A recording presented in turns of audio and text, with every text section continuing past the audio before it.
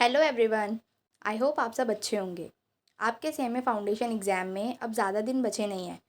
14 जून को आपका एग्ज़ाम है। अगर हम जून के 14 डेज़ को नहीं कैलकुलेट करें तो अब बस आपके पास 90 डेज़ बचे हैं। अगर आपकी प्रिपरेशन अभी भी एकदम 0% है तो अभी भी आपके पास टाइम है। आप अब से स्टार्ट करके भी डेफिनेटली पास हो सकते हो। और अगर आपने ऑलरेडी प्रिपरेशन स्टार्ट कर दिए हो और 40-50% सिलेबस कंप्लीट कर दिए हो या उससे ज़्यादा भी कवर कर चुके हो तो आप बिल्कुल सही ट्रैक पे हो। बस आप कंसिस्टेंसी से पढ़ते जाओ, आपका रिज़ल्ट डेफिनेटली बहुत अच्छा आएगा। आज की वीडियो में हम financial accounting and cost accounting के बारे में डिस्कस करेंगे। ये सब्जेक्ट बहुत ईजी है और आप इसमें अच्छा स्कोर करके अपना एग्रीगेट और अच्छा बना सकते हो।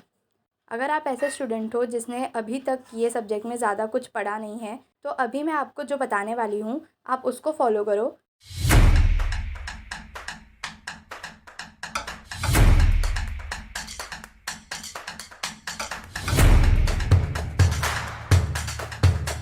सबसे पहले आप जर्नल, कैश बुक, बीआरएस ये चैप्टर्स कर लो।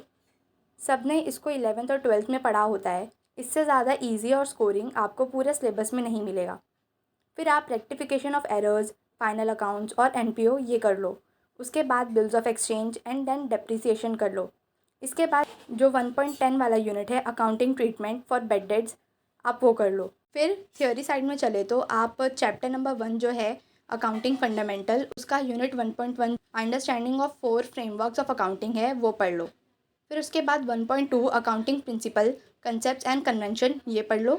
ये वाला जो यूनिट है वो इम्पॉर्टेंट है तो अच्छे से पढ़ना। फिर unit 1.3 capital and revenue expenditure and receipts ये वाला यूनिट कर लेना अच्छे से, ये मोस्ट इंपॉर्टेंट है। एंड देन एक ही यूनिट बचेगा 1.4, आप ये भी कर लेना, बेसिक्स है, इतना करके भी आप इजीली 40+ स्कोर कर लोगे।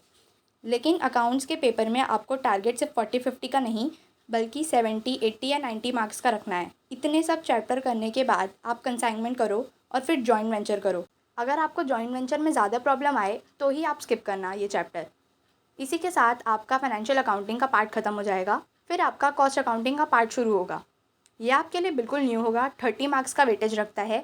15 क्वेश्चंस आएंगे ये वाले पार्ट से। थ्योरी आएगा, आपको फाउंडेशन लेवल पे थ्योरी आता है। अब आप लोग में से कुछ महान लोग ये सोचेंगे ये तो थ्योरी है, 30 मार्क्स का वेटेज है, एक काम करता हूँ स्किप कर देता हूँ। तो मैं बता देती हूँ ऐसा बिल्कुल भी मत करना। आप कॉस्ट एंड मैनेजमेंट अकाउंटेंट का कोर्स कर रहे हो तो आप कॉस्ट अकाउंटिंग सब्जेक्ट से दूर नहीं भाग सकते। और फाउंडेशन लेवल पे तो ये एकदम बेसिक्स है तो आप बिल्कुल भी स्किप मत करना ये। हाँ, ऐसा हो सकता है कि कुछ कुछ चीज़ें पहली बार में समझ नहीं आएगी और ऐसा होता है तो स्ट्रेस लेने की कोई ज़रूरत नहीं है। आप उसको वापस से रिवाइज़ करोगे तो सब अच्छे से समझ में आ जाएगा। अब बता देती हूँ कि क्या अप्रोच से पढ़ना है ये सब्जेक्ट आपको। तो आप जिस भी टीचर को फॉलो कर रहे हो उनके लेक्चर्स आपको पूरे फोकस के साथ देखना है, कॉन्सेप्ट अच्छे से समझना है। मॉड्यूल में बहुत सारे इलस्ट्रेशंस है, आपको हर एक इलस्ट्रेशन सॉल्व करना है। अब उनमें से ही कुछ इलस्ट्रेशन बहुत ईजी होंगे और कुछ थोड़े से स्पेशल होंगे तो आपको इलस्ट्रेशंस को रिव्यू करते हुए चलना है। जो आपको बहुत ईजी लग रहे हैं तो उसको आप एक बार सॉल्व करने के बाद कैंसिल कर दोगे। ऐसा करने से आपके पास सिर्फ वो क्वेश्चन बचेंगे जो मीडियम या थोड़े डिफ़िकल्ट लेवल के हैं। फिर आप अपने रिविजन्स में सिर्फ वो ही क्वेश्चंस दोबारा करोगे। जब आपका कोई यूनिट या चैप्टर पढ़ के ख़त्म हो जाए तो आपको मॉड्यूल के एमसीक्यूज़ सॉल्व करना है। एमसीक्यूज़ सॉल्व करते टाइम भी आपको एकदम ईजी वाले एमसीक्यूज़ कैंसिल कर देने हैं। फिर जब आपका पूरा सिलेबस हो जाए तो आपको रिविजन करके एमक्यूपीज़, पीवाईक्यूज़ सॉल्व करना है और टेस्ट देना है। अब आपका ये डाउट आ सकता है कि टेस्ट कहाँ से देना है, किसको देना है, कौन चेक करके देगा। तो मैं बता देती हूँ, यूट्यूब पे बहुत सारे कोचिंग इंस्टीट्यूट है जो फ्री में टेस्ट कंडक्ट करवाते हैं तो आप अप टू डेट रहना।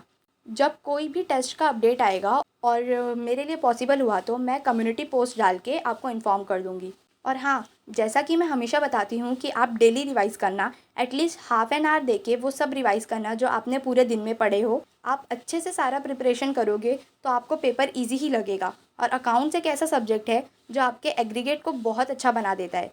तो ये सब्जेक्ट को अच्छे से करो। आई थिंक मैंने सारे ही पॉइंट्स इस वीडियो में कवर कर दी हूँ। अगर आपको और भी कोई डाउट है तो आप कमेंट्स कर देना, मैं वो सॉल्व कर दूँगी। अगर आपको ये वीडियो हेल्पफुल लगा हो तो लाइक ज़रूर कर देना ताकि और भी लोगों तक ये वीडियो पहुँचे और उनकी भी हेल्प हो सके। मैंने ऑलरेडी मैथ्स एंड स्टैट्स और लॉ की स्ट्रेटजी वीडियो अपलोड कर चुकी हूँ। आपको अगर ये दोनों सब्जेक्ट में भी हेल्प चाहिए तो आप वो दोनों वीडियोज़ भी देख सकते हो। मैं डिस्क्रिप्शन में लिंक डाल दूँगी।